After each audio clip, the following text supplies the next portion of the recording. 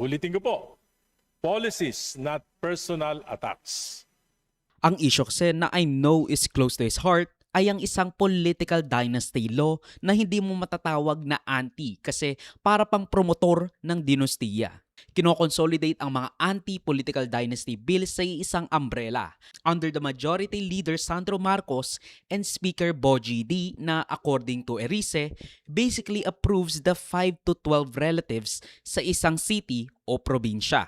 Kung ipapasa po natin itong version na ito po ay hindi anti-political dynasty bill. Dahil ito po, mas worst pa sa nangyayari ngayon.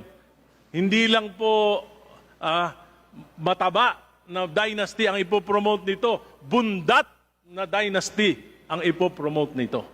Pangalawa po, maliwanag sa ating konstitusyon.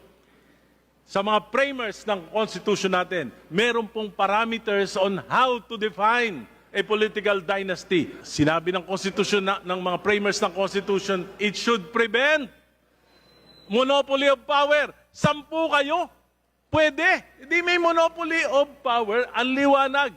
Hindi, the Congress have been ignoring the anti-political dynasty provision of the 1987 Constitution for 39 years.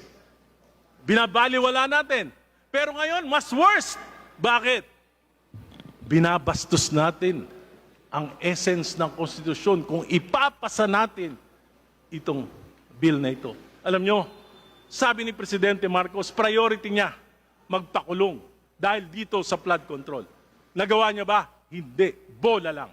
Sinabi ni Presidente, priority niya yung independent commission na ipasa ba? Hindi. Bola lang. Ngayon, sabi niya, priority niya, anti-political dynasty. Alam na alam niya yung meaning ng dynasty sapagkat kaming dalawa ang author nung kauna-unahang batas na, Congressman na mayroong Erice, provision ng Your Honor, anti-political dynasty bill.